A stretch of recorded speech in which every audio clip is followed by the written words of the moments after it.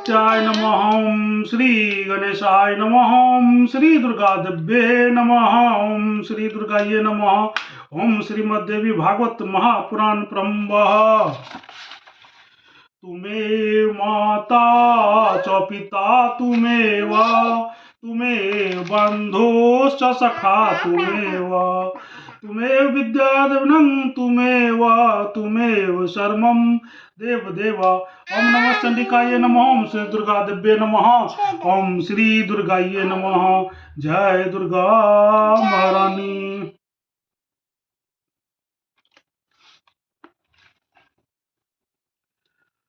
अर्थे पूर्ण 300 अध्याय।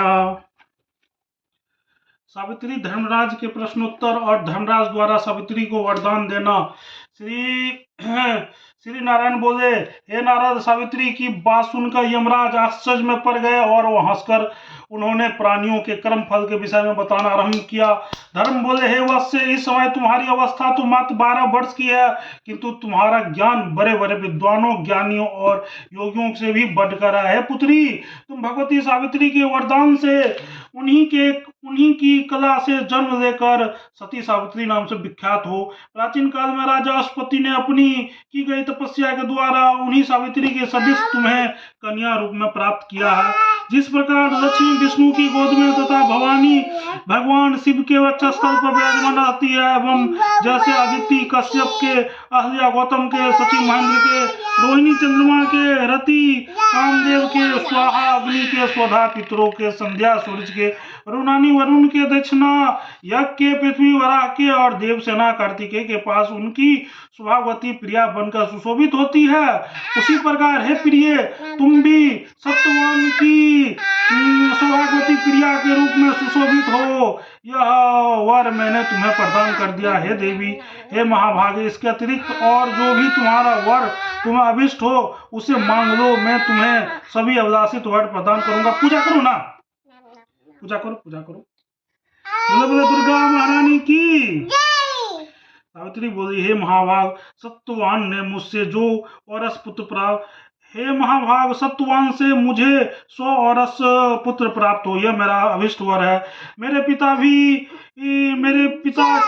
पिता के भी 100 पुत्र हों, मेरे ससुर के नेत्र ज्योति मिल जाए और उन्हें राज भी मिल जाए, यह मेरा अभिलाषित वर है। हे जगत प्रभु, अंत में 1 लाख वर्ष बीतने के पश्चात मैं सत्यवान के साथ भगवान श्री हरि के धाम चली जाऊं, यह वर भी आप मुझे दीजिए। जीव के कर्मों का फल तथा संसार के उस उद्धार का उपाय सुनने के लिए मुझे बहुत कौतूहल हो रहा है, अतः वह मुझे बताने की आप कृपा कीजिए। धर्मराज बोले, हे महासाध्वी, तुम्हारे सभी मनोरथ पूर्ण होंगे। अब मैं जीवों के कर्म फल के विषय में बता रहा हूँ, तुम ध्यान पूर्वक सुनो। पुण्य भूमि भारतवर्ष में ही शुभ तथा अशुभ कर्मों की उत्पत्ति होती है, अन्यत्र नहीं। दूसरी जगह लोग केवल कर्मों के फल भोगते हैं। हे पतिव्रते, देवता, दैत्य, दानव, गंधर्व, राक्षस आदि ये शुभाशुभ कर्म करने वाले हैं। दूसरे पशु तथा प्राणी नहीं, देवादि विशिष्ट प्राणी ही सभी योनियों का फल भोगते हैं, सभी योनियों में भटकते हैं और शुभाशुभ कर्मों का फल स्वर्ग तथा नरक में भोगते हैं। हे विशिष्ट प्राणी, समस्त योनियों में भ्रमण करते रहते हैं बउआ, और पूर्व जन्म में अर्जित किए गए शुभ तथा अशुभ कर्मों का फल भोगते रहते हैं। शुभ कर्म के प्रभाव से प्राणी स्वर्ग आदि लोक में जाते हैं तथा अशुभ कर्म के कारण वे विभिन्न नरकों में पड़ते हैं। कर्म के निशेष हो जाने पर भक्ति उत्पन्न होती है। हे साध्वी, वो भक्ति 2 प्रकार की बतलाई गई है। एक निर्वाण स्वरूप भक्ति है, दूसरी ब्रह्म रूपिणी भगवती की प्रकृति के लिए की जाने वाली भक्ति है। प्राणी पूर्व जन्म में किए गए कुकर्म के कारण रोगी और शुभ कर्म के कारण रोग रहित होता है। इस प्रकार अपने कर्म से ही जीव दीर्घजीवी, अल्प आयु वाला, सुखी तथा दुखी होता है। प्राणी अपने कुत्सित कर्म के प्रभाव से नेत्रहीन तथा अंगहीन होता है। सर्वोत्कृष्ट कर्म के द्वारा प्राणी अपने दूसरे जन्म में सिद्धि आदि भी प्राप्त कर लेता है। देवी, साधारण बात तो कह चुका हूँ, अब विशेष बात सुनो। हे सुंदरी, यह अत्यंत दुर्लभ विषय पुराणों तथा स्मृतियों में वर्णित है, इसे पूर्ण रूप से गुप्त रखना चाहिए। भारत में समस्त योनियों में मानव योनि परम दुर्लभ है। सभी मनुष्यों को ब्राह्मण श्रेष्ठ हो, सभी मनुष्यों ब्राह्मण को श्रेष्ठ हो, उन्हें ब्रह्मनिष्ठ ब्राह्मण भारतवर्ष में अधिक गरिमामय माना जाता है। हे साध्वी, सकाम तथा निष्काम भेद से ब्राह्मण दो प्रकार के होते हैं। सकाम सकाम होने से वह कर्म प्रधान होता है, निष्काम केवल भक्त होता है। सकाम कर्म फल भोगता है और निष्काम समस्त सुख भोगों का उपद्रवों से रहित रहता है। यह साध्वी वो शरीर त्याग कर भगवान का जो निरामय धाम है उसे प्राप्त करता है। और हे साध्वी, उस निष्काम जनों का पुनः इस लोक में नहीं आना पड़ता है। हे द्विभुज परमात्मा श्री कृष्ण की उपासना करते हैं और अंत में वो भक्त दिव्य रूप धारण करके गोलक को प्राप्त होते हैं। सकाम वैष्णव वैकुंठ धाम में जाकर समयानुसार पुनः भारतवर्ष में लौट आते हैं और यहाँ तक द्विजातियों के कुल में न उनका जन्म होता है और वे सभी कुछ समय बीतने पर कर्म से निष्काम भक्त बन जाते हैं और मैं उन्हें अपनी निर्मल भक्ति प्रदान कर देता हूँ। यह सर्वथा निश्चित है। जो सकाम ब्राह्मण तथा वैष्णव जन है, अनेक जन्मों में भी विष्णु भक्ति से रहित होने के कारण उनकी बुद्धि निर्मल नहीं हो पाती है। ये साध्वी जो द्विज तीर्थों में रहकर सदा तपस्या में संग्रह रहते हैं वो ब्रह्मलोक जाते हैं और समय अनुसार पुनः भारतवर्ष में आते हैं। जो तीर्थों अथवा कहीं अन्यत्र रहकर सदा अपने ही धर्म कर्म में लगे रहते हैं वे सत्यलोक पहुंचते हैं और पुनः भारतवर्ष में जन्म लेते हैं।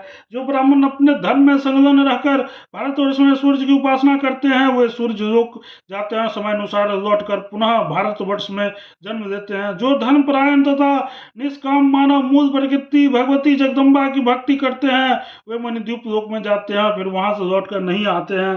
जो मनुष्य अपने धर्मों में संलग्न रहते हुए शिव भक्ति और गणपति की उपासना करते हैं वे शिवलोक जाते हैं और कुछ समय पश्चात वहां से पुनः भारतवर्ष में लौट आते हैं। साध्वी, जो ब्राह्मण अपने धर्म में निरत रहकर अन्य देवताओं की उपासना करते हैं वह विभिन्न लोक में जाते हैं तथा अनुसार भारतवर्ष में जन्म लेते हैं। जो द्विज अपने धर्म में संलग्न रहते हुए निष्काम भाव से भगवान श्री हरि की भक्ति करते हैं वे उस भक्ति के प्रभाव से कर्म से श्री हरि के लोक को प्राप्त होते हैं। जो वृप सदा अपने धर्म में विमुख आचारहीन काम लोलुप तथा देवाराधन से रहित है वे अवश्य ही नरक में पड़ते हैं। चारों वर्णों के लोग अपने अपने धर्म में संलग्न रहकर ही शुभ कर्म का फल भोगने के अधिकारी होते हैं। जो अपने कर्तव्य से विमुख है वे अवश्य ही नरक में जाते हैं और अपने कर्म का फल भोगते हैं वे भारतवर्ष में नहीं आ सकते हैं। तो चारों वर्णों के लोगों को अपने अपने धर्म का पालन करना चाहिए। ऐसा आदमी अपने धर्म में तत्पर रहने वाले जो ब्राह्मण अपने धर्म में संलग्न ब्राह्मणों को अपनी कन्या प्रदान करते हैं वे चंद्रलोक में जाते हैं और वहां पर 14 स्थित इंद्रियों की स्थित प्रेत निवास करते हैं। कन्याओं को अलंकारों से विभूषित करके दान करने के दुगुना फल कहा जाता है। सकाम भाव से दान करने वाले उसी चंद्रलोक में जाते हैं किंतु निष्काम भाव से दान करने वाले साधु पुरुष वहां नहीं जाते हैं। फल की इच्छा से रहित हुए विष्णु लोक को प्राप्त होते हैं। जो लोग ब्राह्मणों को गर्भ चांदी सोना वस्त्र घृत फल और जल प्रदान करते हुए चंद्रलोक में जाते हैं और हे साध्वी वे उस लोक में एक मन्वंतर तक निवास करते हैं और उस दान के प्रभाव से ही वे लोग वहां इतने दीर्घ काल तक सुखपूर्वक निवास करते हैं। हे साध्वी, जो लोग पवित्र ब्राह्मणों को स्वर्ण गो अत्रम आदि देते हैं वे सूर्यलोक में जाते हैं और साध्वी वे वहां उस लोक को 10,000 वर्ष तक निवास करते हैं और उस विस्तृत लोक में निर्विकार होकर दीर्घ काल तक निवास करते हैं। जो मनुष्य ब्राह्मणों को भूमि तथा प्रचुर धन प्रदान करते हैं वो भगवान विष्णु के श्वेत दीप नाम के मनोहर लोक में जाते हैं और वहां पर चंद्र सूर्य की स्थित पर्यंत निवास करते हैं। मुने वो पुण्यवान मनुष्य कि उस महान लोक में विपुल काल तक वास करता है। जो लोग विप्र को भक्ति पूर्वक गृह का दान करते हैं वे चिरकाल तक स्थिर रहने वाले सुखदायी विष्णु लोक को प्राप्त होते हैं। हे साध्वी, जो मनुष्य दान में दिए गए उस गृह रजकन की संख्या के बराबर वर्ष तक अत्यंत श्रेष्ठ तथा विशाल विष्णु लोक में निवास करते हैं। जो मनुष्य जिस किसी भी देवता के उद्देश्य से मंदिर का दान करता है वो उस देवताओं के लोक में जाता है और उस लोक में उतने ही वर्ष तक वास करता है जितने कि उस मंदिर में रजकन होते हैं। अपने घर पर दान करने से 4 गुना किसी पवित्र तीर्थ में दान करने से 100 गुना, किसी श्रेष्ठ स्थानों पर दान करने से दुगुना पुण्य फल प्राप्त होता है। ऐसा ब्रह्मा जी ने कहा है। जो व्यक्ति समस्त पापों से मुक्त होने के लिए तगार का दान करता है, वो जनलोक जाता है और उस तगार में विद्वान रेणु संख्या के बराबर वर्षों तक उस लोक में रहता है। वापी का दान करने से मनुष्य उससे भी 10 गुना फल प्राप्त कर लेता है। वापी के दाने से तगार दान का फल स्वतः फल प्राप्त हो जाता है। 4000 धनुष के बराबर लंबा तथा उतना ही अथवा उससे भी कम चौड़ा जिसका प्रमाण हो उसे वापी कहा गया है।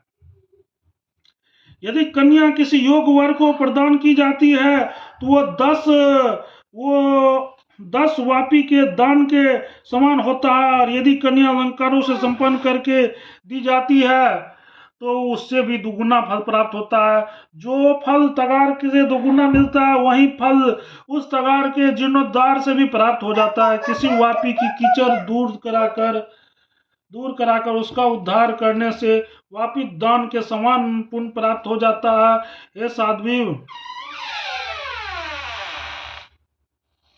जो मनुष्य पीपल का वृक्ष लगाकर उन्हें प्रतिष्ठा करता है वो तपलोक पहुंचता है, वहां पर 10,000 वर्षों तक निवास करता है। हे सावित्री, जो व्यक्ति समस्त प्राणियों के लिए पुष्पोद्यान का दान करता है वो 10,000 वर्षों तक ध्रुव लोक में निश्चिंत रूप से निवास करता है। हे साध्वी, जो मनुष्य विष्णु के उद्देश्य से भारतवर्ष में विमान का दान करता है उससे पूरे 1 मन्वंतर तक विष्णु लोक में निवास करता है।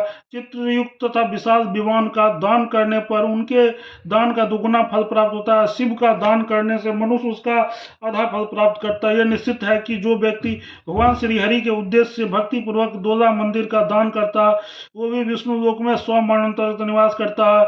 हे प्रतिवर्ते, जो मनुष्य आराम गृह को युक्त राजमार्ग का वर्णन करता है वो 10,000 वर्षों तक इंद्र लोक में प्रतिष्ठित होता है। ब्राह्मणों को अथवा देवताओं को दिया हुआ दान समान फल प्रदान करता है। जो पूर्व जन्म में दिया गया है जन्मांतर में उसी का फल प्राप्त होता है और जो नहीं दिया गया है उसका फल नहीं मिलता है। पुण्यवान मनुष्य स्वर्ग तथा आदि लोगों के सुख भोग कर भारतवर्ष में क्रमश उत्तम से उत्तम ब्राह्मणों कुल में जन्म ग्रहण करते हैं। इस प्रकार वो पुण्यवान भी पुनः स्वर्ग में अपने कर्म फल में भोग करके भारतवर्ष से ब्राह्मण होकर जन्म प्राप्त करते हैं। क्षत्रिय आदि के लिए भी ऐसा ही है। क्षत्रिय हो अथवा वैश्य, कोई करोड़ों कल्प के तपस्या के प्रभाव से भी ब्रह्मत्व नहीं प्राप्त कर सकता, ऐसा श्रुति में सुना गया है। करोड़ों कल्प बीत जाने पर भी बिना भोग प्राप्त किए हुए कर्म का क्षय नहीं होता। अपने द्वारा किए गए शुभ अथवा अशुभ कर्म का फल मनुष्यों को भोगना ही पड़ता। देवता और तीर्थ की सहायता से तथा काल भी तप से प्राणी शुद्ध हो जाता है। साध्वी, ये कुछ बातें मैंने तुम्हें बतला दी, अब आगे क्या सुनना चाहती हो? इति श्रीमद्देवी भागवत महापुराण सहस्त्रायण साहित्यायन नवम स्कंधे नारायण नर संवादे सावित्री आख्याने कर्म विपाक वर्णन नामे कोण 300 ओम तत्सत। प्रेम से बोलो जगत जननी जगदम्बा माता की जय, दुर्गा महारानी की जय।